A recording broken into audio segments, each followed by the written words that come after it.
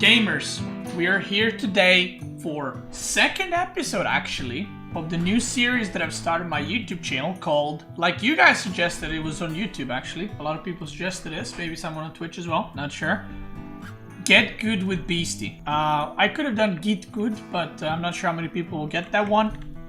Today, episode 2, and what we're going to be discussing is a short 15-16 minute game, how to be aggressive with French.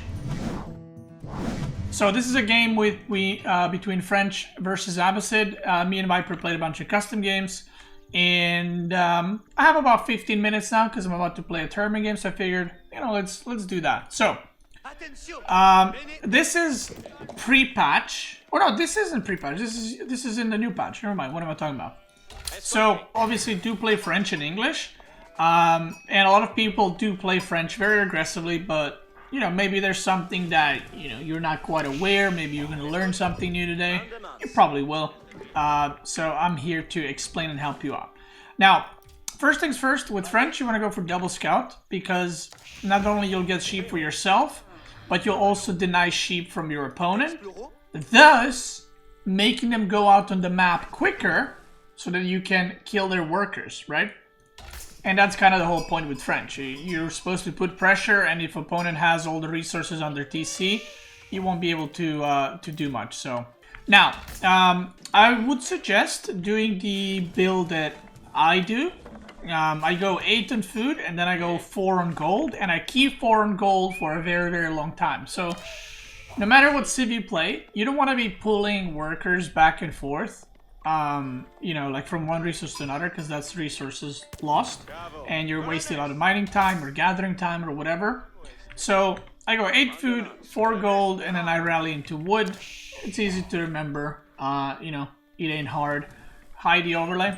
I'll hide the overlay. I can't hide it actually. I'll just turn it off. Anyway. So here I'm scouting, I'm getting all the sheep, I'm looking what he's doing. All the good stuff, standard stuff, nothing unusual. And I'm going to speed it up a little bit. I also like to go for very early wheelbarrow. So you can see the villager that 13th that came out that's supposed to build a lumber camp. I build a mill first with French because their buildings are cheaper. And this is just to prepare for wheelbarrow after. Again, just trying to be as efficient as possible, so I don't need to pull workers from food, anything like that. And the moment I have 105 gold and 35 wood, after aging up, I'm going to go for that wheelbarrow.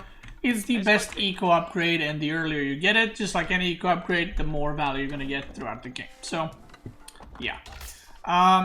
So here I'm just gathering all my sheep. I still keep scouting what he has, where he has it, and just want to make sure you know where your opponent is making his landmarks, especially if it's Chinese.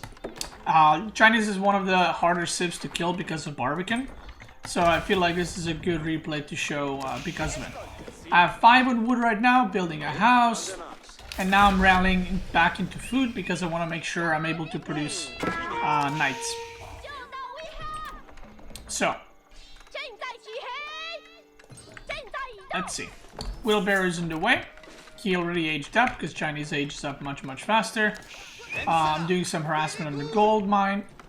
And, whenever you can get some harassment with scouts, if you scouted the whole map, you might as well try to do some damage or, deny heal scouts from getting info. The moment I age up, I'm going to slow here. The moment I age up, I go for a knight, I go for archer range, you will have enough resources. I don't go for professional scouts. Professional scouts are very outdated with any civ. The only civ that I would say gets professional scouts is maybe a Rus, but even then, you just don't need it. Like, the game is very much played on pressure, putting pressure on your opponent. So, if you have the pressure on your opponent, you don't need to pull food to your TC to have it safe. If you're aggressive and the opponent is defending, you can just get all the food on the map. So here he's doing some harassment with horsemen. He's sending them everywhere. I'm defending with knight and archer. I do know that he has stable, and obviously playing Chinese, you can, as I like to call it, chrono boost like a bunch of horsemen. So you have to be very, very careful. not to overextend because you might even lose a knight. I added some more villagers onto wood because I want to be able to constantly produce archers, houses, and I want to be able to build blacksmith eventually. So for now, I'm just defending, but usually when you play French, you want to kind of, assuming there's no horsemen, you would instantly go across the map and hit whatever you can. Like if the gold mine is this open, you go gold mine. If the wood line is like this, you go wood line. If the food villagers exposed, you go for that. And the scouts can always give you that info that you need to know what you should go for. I usually like to go 2-3 knights before I get the healing upgrade, the chivalry. Because I think if you go 1 knight and then chivalry, you're kind of letting go of the pressure quite a bit. And if you make 3 knights and you don't take any damage on them and you're still harassing well, where you're not taking too much damage, then I would say even skip chivalry after 3rd, like get it maybe after 4th, 5th knight. So you can see here I'm doing harassment, but I'm trying not to take damage. Spear here overextends, so I just give it a little clap quickly. And from here on out, I'm gonna just keep producing knights, archers. Later, I will add 2nd stable and 2nd archer range. I will add blacksmith soon. And from here on out, I'm just gathering resources and just going aggressive. So I talked about the build a little bit, and now I'm gonna talk about how to attack, where to attack, and so on. So I'm going to turn on my point of view so you guys can see what I see and the decisions that I make. So I knew that his horsemen were somewhere around my base, by the way, and they're right here. So I kept my rally point at gold because that is the only exposed resource right now. So I just keep my rally point here, so if he does attack, I can defend easy because knights deal with horsemen pretty well. So here I clap the villager. Now this is like a new meta that you'll see more and more because Chinese can now make early village next, like without Song Dynasty. They're going to be making it next to gold, next to barriers, so they can quickly jump in if they're getting harassed. Here I killed 1 spear. Second one, oh no, I killed 2. There's another one underneath there. There's a 3rd one popping out, and I think I managed to get away with my knight. I don't take any damage. I try to micro because my units heal, his don't, so I try to do whatever damage I can, deny some gold to prevent him from aging up. Here I take a little too much damage, but chivalry will be able to heal me. And this scout, you want to position them in the stealth forest. I think he kills this knight. You want to position them in stealth forest so you get as much vision as possible without your opponent knowing you're there. And once I saw these 3 horsemen just killed my knight, I know that he has no other horsemen on the map because I saw more units here.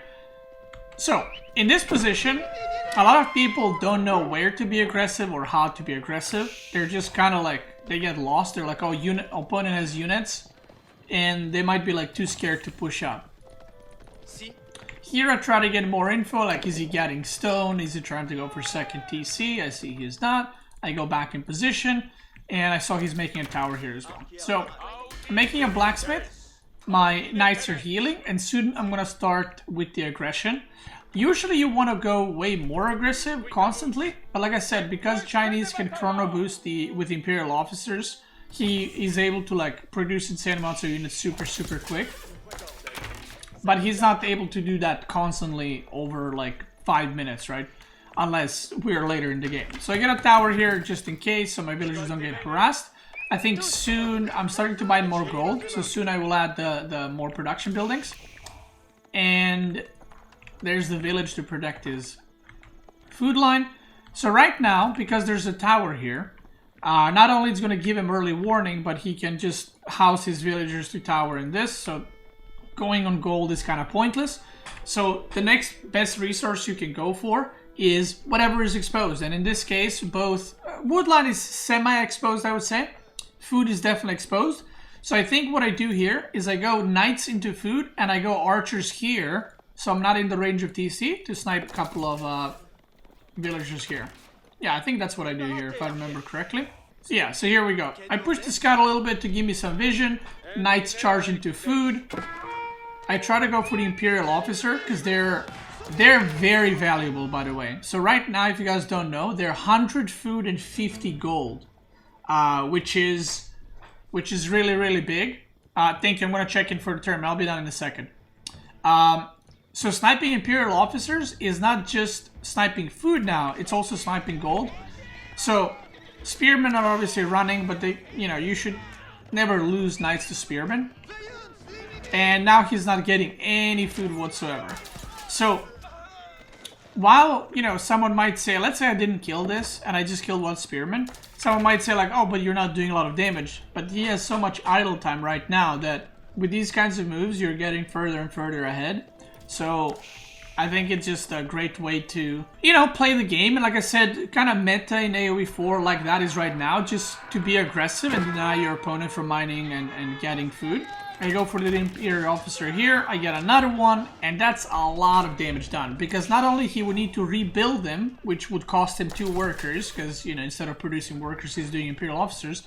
But now wood and food have 20% less resources being dropped off. So, quite nice eco damage, and I think I lost 1 archer there. And I killed 2 Imperial officers and a spearman. So, right now, my reinforcements army was here because I didn't know where his army was. The only thing that I saw here was like 3-4 spearmen. And now the moment I saw all the horsemen and all the spearmen here, I knew that that's his whole army and he's not going to counterattack or do anything weird. So I just run away, regroup my army nicely. Production buildings aren't added yet. I'm still producing and I think I'm going to add it soon because you can see my resources are going up. But yeah, if you compare now, I see his army.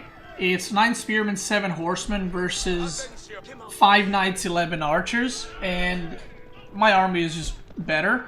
As long as I manage to snipe his spearmen, my knights will be able to clean up everything else.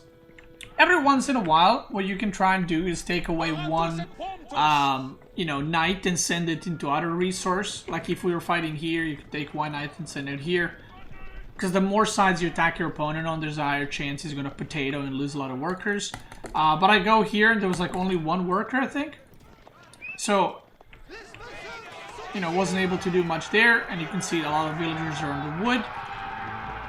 And what you should always have in mind when you play AoE 4, like when I went last time here, I saw these berries will expire soon, right? So he has to get food somewhere else. Because his sheep are also out. Like, there's none here. So, you need to think where he's going to go next. So, obviously, he's not going to go here, because I'm here. So, his food will be either here or this side, which you will see me switch to eventually after, too. Because, again, I'm just trying to deny resources. A lot of people make mistakes at lower league. They try to kill their opponent with rams and stuff. You don't need to kill them with rams, you can just kill all their villagers and they're gonna leave the game. So, here, I will try to avoid horsemen with my archers while sniping spearmen. And I will try to avoid spearmen with my knights while fighting on horsemen. So it's like a little micro battle. So here you'll see me kind of stutter step backward with my archers, and every time the spearmen are not there, I just engage with my knights. And you just kind of want to keep doing that. I'm sending more units. I got some deer going on here. And again, I go into the food. I kill 0 workers, but again, he runs away. I'll delay some gathering time. He still doesn't have food income here. But like I said, I see now that his berries is about to expire.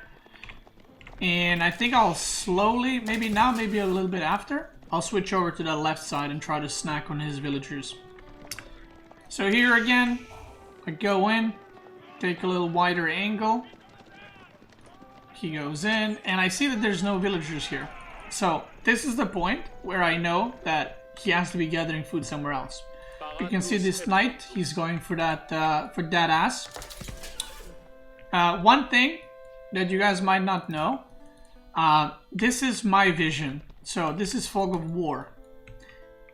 If you go to any deer pack, you can see the deer even in Fog of War. So if I select here, there's 6 deer, which means that 1 deer is dead. which means that the opponent is here. So I don't need to necessarily go there and scout. I know that he's getting food there already. This was a misclick, by the way. He made market to trade some resources, and I think he accidentally made one trader. So I checked for the berries just in case, because obviously berries I can't know if he's gathering them or not. So I was like, what the hell, is he trading? But yeah, he just misclicked. So that's why I went with my scouts to the outpost to see if he's trading, which kind of costed me a little bit of time. But you can see now I select, there's 5 deer here, because he killed 2.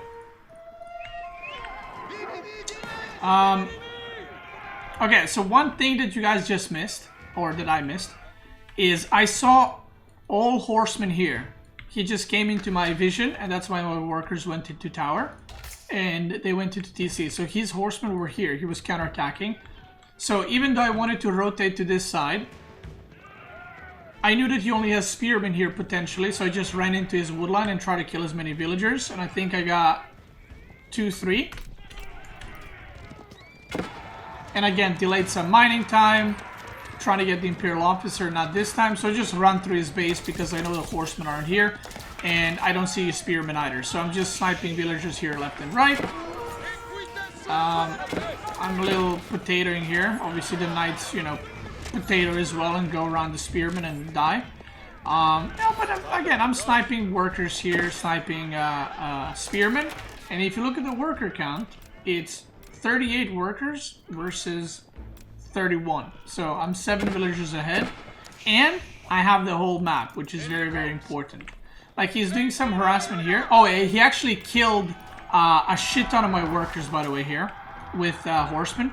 Because what ended up happening is I saw the horsemen, I pulled the villagers back, and I thought they were gone, so I sent the villagers back out, and I lost over 10 villagers here. As you can see, they're all on the floor.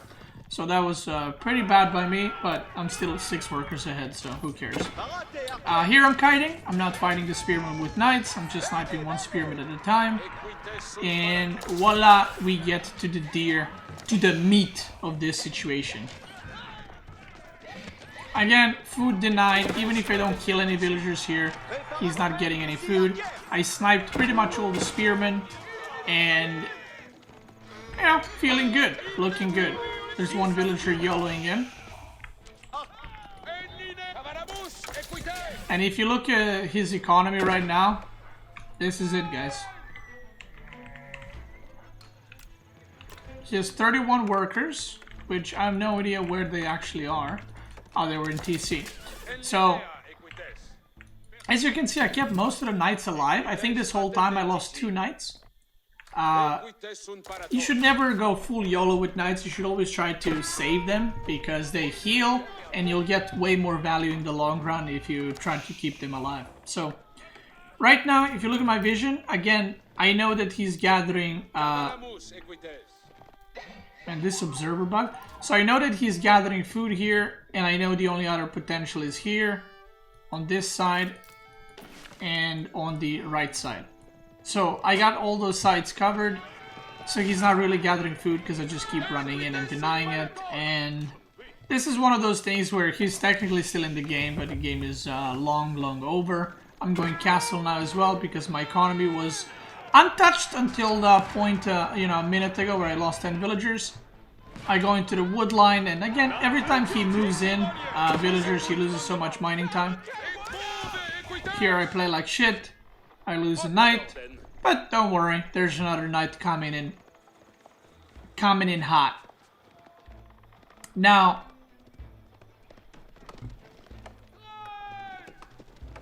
let me see. Yeah, now I go for these workers, and he's just pulled apart on too many sides. Like, he's trying to defend here, he's making another tower. He loses more villagers. So yeah, obviously you don't need to try and micro on 3 different sides. Obviously I'm not expecting, you know, a 1 kilo player to micro on 3 different sides. But think about it this way. Someone might say, oh, but I can't play French because I can't play like that, right? But one thing you have to remember, your opponent cannot defend like Viper can or like high level players can. So if you attack through here and just send one knight at a lower elo, you can kill like 8 workers without guy even noticing. So that's something you have to consider. You don't need to consistently micro on 3 sides, but you can always send a knight here and there, and that will be way harder for your opponent to deal with than for a high level player. So and I always say this, it's always harder defending than attacking, because the defender doesn't know where you're gonna go next. The attacker always knows his goal, or should know at least. But yeah, I age up, I go for the harassment again, and he just steps out pretty much the moment I age up, because there's just not much you can do. There is one thing that some people might bring up, which is, why didn't he get Barbican? Well, the answer to that is, you obviously do want to get Barbican as Chinese, because going second TC with Chinese is too greedy at high level, like you will just die. So going for Song Dynasty to get that villager production is very good. But remember, he opened super fast horsemen, and he put pressure on me early on, except, you know, I didn't take any damage. And after that, it is very, very hard to find 400 food and 200 gold and be able to fit Barbican somewhere. But let's say he was able to put Barbican. And let's say he, instead of going this landmark, he put Barbican here, right? Or somewhere here to defend his berries and maybe defend his wood line. What I would do instead is I would attack his gold. I would deny gold so he can't age up. Both of his golds are here. And maybe I would focus way more on this side of the food a lot earlier. So I would just continue making army, and I would just hold this position and not let him get the food. But then he would have less gold because he wouldn't have Imperial Academy. So, you know, it's a trade-off and it's a lot of what-ifs.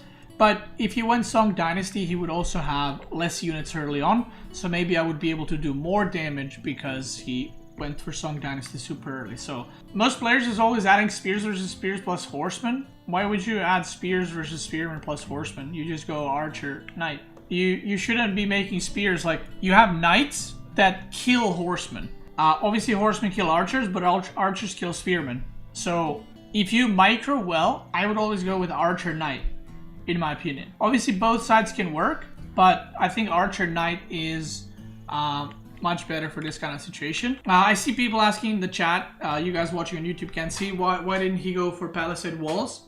Well, going for walls at high level, it's a good way to defend when you have the extra resources. But let's say he instantly went for wall here and wall here, right? Let's say he just made a full fucking wall, right? He would have no barracks, no stables, no towers early on because he spent all his wood on walls. And then I'll bring a worker, I'll chop the wood, and I'll go in and kill him. Like I said, at high level, walls aren't that efficient at doing what you think they should do. Another thing you can do is, how are you going to wall this big area without any support of your units while I have knights out? I can just kill them. I can just kill the villagers building the walls. Is there anything you could have done? Obviously, there's always things that opponent could have done or you could have done better. In this game, there's also a bunch of things I could have done better. But I wanted to explain, you know, the aggression from French point of view, and obviously playing against any other civ, you would pretty much play the same way.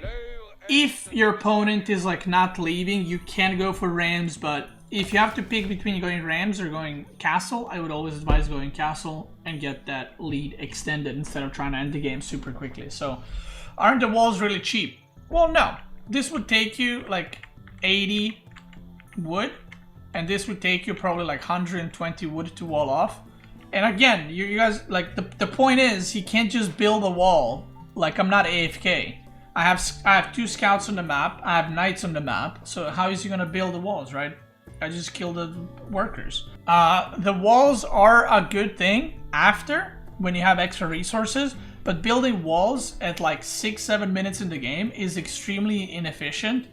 And you know, you build the walls, then you have no units. I bring a villager, I chop through the wood, and I just go in, and your walls are pretty useless. So that is it. If you're watching on YouTube, thank you so much for watching. I gotta go play a tournament game now. Let me know which other matchup you would like to see explained for you guys on Twitch. Let's keep going.